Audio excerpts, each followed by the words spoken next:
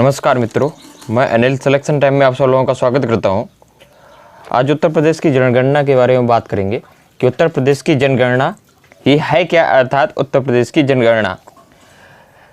एक जनगणना का मतलब होता है एक निश्चित समय अंतराल में जनसंख्या की आधारित जो गणना होती है वो आपकी जनगणना कहलाती है। अर्थात एक निश्चित समय अंतराल बाद चलता रहता है। जैसे अपने यहाँ पे अभी 10 साल बाद जो है एक जनगणना होती है अपने भारत की। अगर बात करें, क्वेश्चन आता है कि भारत में जनगणना सबसे पहले किस शासक द्वारा या किस के द्वारा शुरू की गई। भारत में जनगणना, प्रथम जनगणना, तो भारत में अगर प्रथम जनगणना 1872 में लॉर्ड मेयो एक व्यक्ति थे, उनके द्वारा शुरू की गई, लेकिन ये चल नहीं पाई। फिर 1881 ईस्वी में नियमित रूप से 10 साल बाद लॉर्ड रिपन द्वारा फिर इसको शुरू कर दिया गया।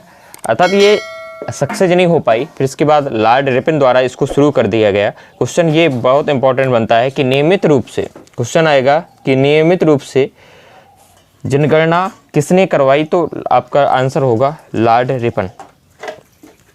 इसके बाद आता है ये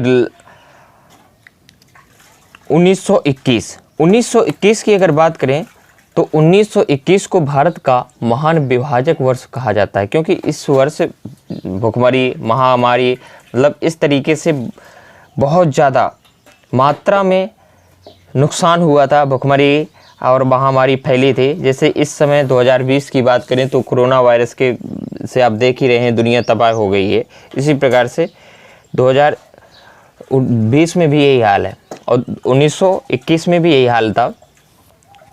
1951 में आज़ादी के प्रथम जनगणना स्टार्ट हुई। अगर आज़ादी के बाद अगर बात करें तो 1951 में आज़ादी के बाद प्रथम जनगणना स्टार्ट हुई। 2011 में ये जो जनगणना है 2011 की, ये 15वें नंबर की है। कितने नंबर की? 15वें नंबर की है, जो 2011 में स्टार्ट हुई है। इसके बाद हर 10 साल बाद आती है। 2011 के बाद जो 10 और जोड़ देंगे तो 2021 में भी जनगणना स्टार्ट हो जाएगी। इसके बाद आता है संघ सरकार की जिम्मेदारी है। इसमें जनगणना कराना किसकी जिम्मेदारी है? संघ सरकार की, मतलब केंद्र सरकार की इसकी जिम्मेदारी है कि जनगणना नियमित रूप से करवाई जाएगी। इसमें अगर जनगणना की बात करें तो जनगणना आती है आपकी 7वीं अनुसूची के अंतर्गत। अनुच्छेद मतलब जो है, अगर संविधान की बात करें तो इसमें संघ सूची का विषय है जो जनगणना है। 7वीं अनुसूची में 3 सब्जेक्ट रखे गए हैं, संघ, राज्य और समवर्ती। इसमें समवर्ती सूची में ना आके ये किसमें आती है? संघ सूची का विषय है। 1961 में भारत में जनगणना विभाग की स्थापना की गई। क्वेश्चन आता है कि जनगणना विभाग की स्थापना कब की गई, तो 1961 में इसकी जनगणना विभाग की स्थापना की गई। ये किसके द्वारा की जाती है? ये आपका जो गृह मंत्रालय होता है उसके द्वारा की जाती है। वर्तमान में जो गृह मंत्री हैं वो आपके अमित शाह हैं।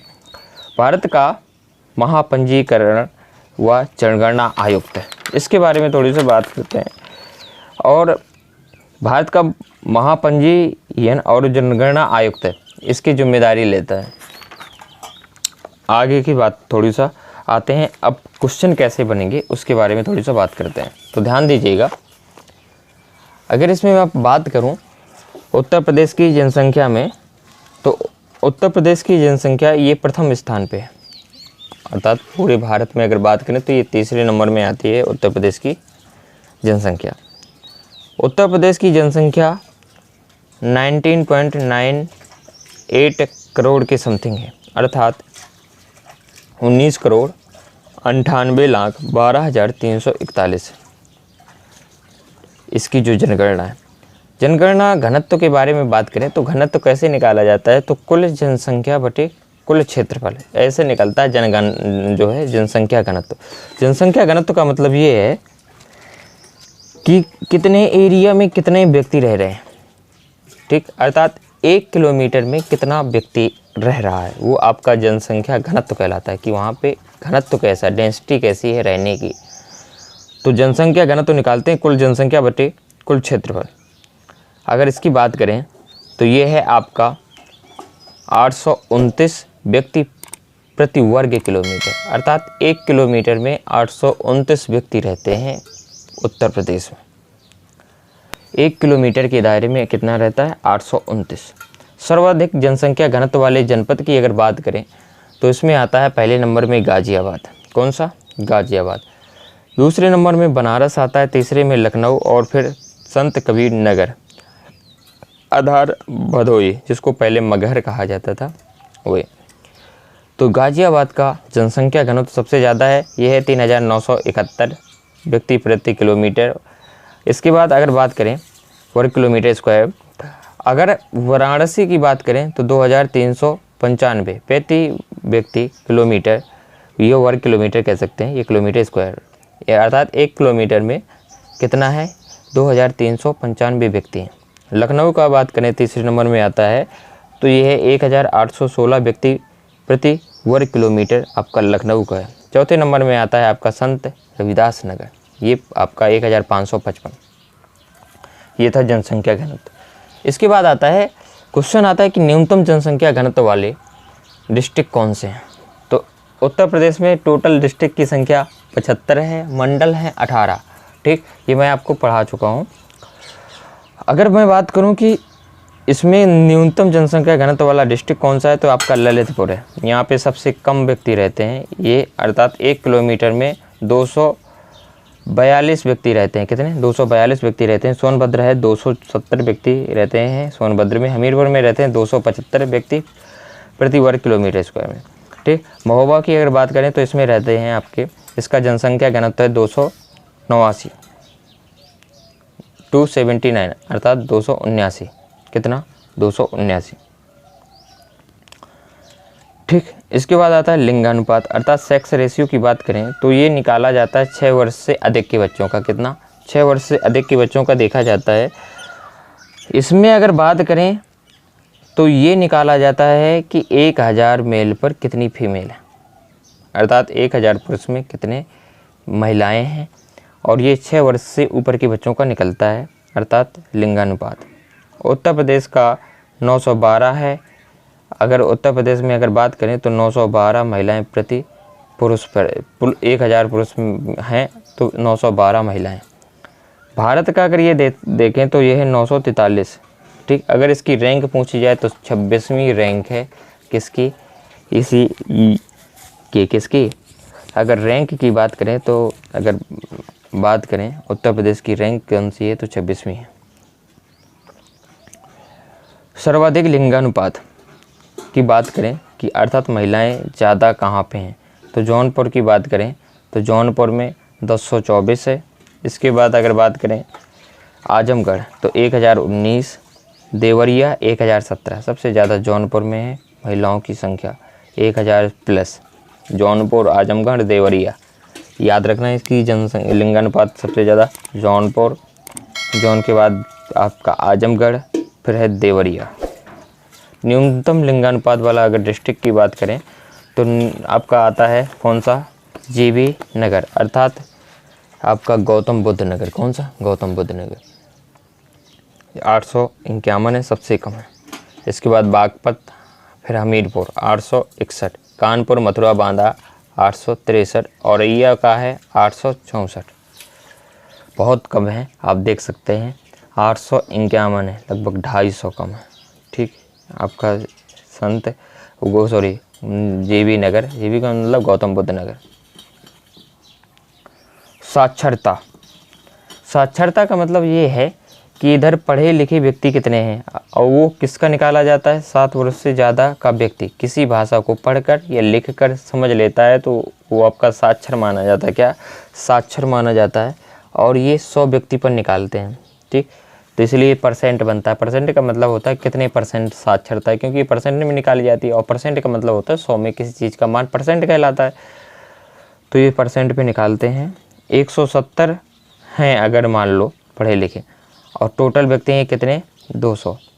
तो जितने पढ़े लिखे हैं अगर परसेंट निकालना, मान लो कि आपके 500 में नंबर या 1000 का पूर्णांक है, उसमें आपके नंबर आए हैं 800, तो आपको परसेंट कितना निकालना पड़ेगा? तो परसेंट निकालेंगे तो 800 बटा 1000 गुणे 100, 100 से मल्टीप्लिकेशन करवा देंगे तो आंसर नहीं आ जाएगा। ठीक, उसी प्रकार ये होता है, इसमें मल्टीप्लाई करवाना पड़ता है किससे?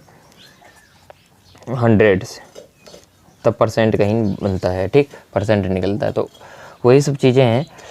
तो अगर 170 अगर पढ़े लिखे हैं तो उसमें से अगर टोटल व्यक्ति हैं 200, 170 पढ़े लिखे हैं तो ये लगभग बनता है कितना, 85% के समथिंग।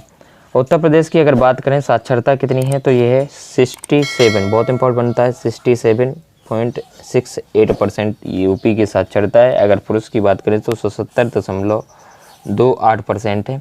महिलाएं हैं 57.18% महिलाओं की जो साक्षरता है। सर्वाधिक साक्षरता वाले जनपद आपका है गौतम बुद्ध नगर, सबसे ज़्यादा पढ़े लिखे व्यक्ति यहाँ पे हैं गौतम बुद्ध नगर में, ये है आपका 80%। अगर 100 व्यक्ति हैं तो उसमें 80 पढ़े लिखे मिलेंगे, 80.12% है। कानपुर नगर है 79.65%, ये भी पेपर हुआ था तो ये पूछा गया था कि दूसरे नंबर में कौन सा है। इसके बाद आता है, बहुत इंपॉर्टेंट बनता है इसलिए, औरैया। औरैया का है 78.95% औरैया का है, ठीक। इसके बाद आता है आपका सर्वाधिक जनसंख्या वाले जनपद की सबसे अधिक जनसंख्या किस जनपद में, तो आपका सबसे नंबर में आता है, पहले नंबर में प्रयागराज। प्रयागराज की जनसंख्या बहुत ज़्यादा है, ये है आपकी 391। मेरे कहने का मतलब ये है कि ये आपकी पड़ेगी 59,54,391, इतनी जनसंख्या है, आप समझ सकते हैं। और मुरादाबाद की है कितनी, ये है आपकी 47 लाख, कितनी है 47 लाख।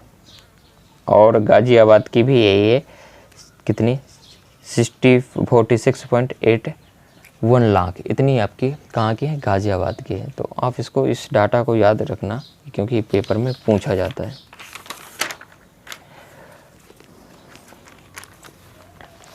अगर क्वेश्चन आए कि न्यूनतम जनसंख्या वाले जनपद कौन से, तो सबसे कम जनसंख्या आपकी कहाँ की, महोबा की। ये महोबा सबसे अभी बना है, तो 1995 में बना है, इसके पहले हमीरपुर डिस्ट्रिक्ट लगा करता था। तो महोबा की जनसंख्या सबसे कम है, ये है आपकी 8,75,958 व्यक्ति हैं टोटल महोबा में। चित्रकूट में अगर बात करें, इसके बाद दूसरे नंबर में चित्रकूट आता है, तो 9,91,000 के समथिंग है, अर्थात 10 लाख मांग सकते हैं। चित्रकूट की जनसंख्या काफ़ी है। इसके बाद 11,04,000 आपकी कहाँ की है, ये है आपकी हमीरपुर डिस्ट्रिक्ट की है। तो महोबा की जनसंख्या सबसे कम है, ये इंपॉर्टेंट क्वेश्चन बनता है। 10 की वृद्धि दर की अगर बात करें तो 10 की वृद्धि दर का मतलब है कि हर 10 साल में कितनी वृद्धि हुई। तो भारत में अगर बात करें तो 20.22% की वृद्धि हुई है वार्षिक। अगर वार्षिक बात करें तो 10 साल में इतनी वृद्धि हुई है जनसंख्या में। अगर वार्षिक वृद्धि देखी जाए तो ये हुई है आपकी कितना, 2.022%, अर्थात वार्षिक वृद्धि की, ठीक। अगर देश की बात करें, ये तो यूपी का डाटा था कि यूपी में कितनी 10 साल में वृद्धि हुई, तो 20.22% हुई। अगर देश में अगर बात की जाए तो यह 17.7% देश में वृद्धि हुई है। इसके बाद आता है आपका जीबी नगर। जीबी नगर की बात करें, गौतम बुद्ध नगर, तो इसमें जनसंख्या वृद्धि दर सबसे ज़्यादा हुई है 10 साल में, ये है आपकी 49.1%। गाज़ियाबाद की आप डाटा देख सकते हैं, 41.3% है। इसके बाद श्रावस्ती आता है 23.5%। न्यूनतम वृद्धि दर वाले सबसे कम वृद्धि कानपुर, हमीरपुर और बागपत में हुई है जनसंख्या में, ठीक। तो इस तरीके से आप इसको समझ सकते हैं। कहने का मतलब ये है वृद्धि दर, 10 की वृद्धि दर कैसे निकाली जाती है। जैसे मान लो कि पहले जनसंख्या थी 200, अब हो गई 250, तो कितनी वृद्धि हो गई, 50 की। 50 की वृद्धि हो गई कहाँ से, 200 पे, तो 100 पे कितना, तो 25%, ठीक। तो इस तरीके से डाटा निकलता है, तो आप इसको ऐसे समझ सकते हैं, ठीक। इसके बाद उद्योग धंधे रह जाएगा, तो उद्योग धंधे को मैं बाद में समझाऊंगा, तो आप इतना अभी समझिए, ठीक। आप इसको नोट्स बनाइए और नोट्स बनाने के बाद इसको कंप्लीट करिए, ठीक। और जिन बच्चों ने अभी सब्सक्राइब नहीं किया है कृपया इस चैनल को सब्सक्राइब जरूर कर लो। Thank you so much.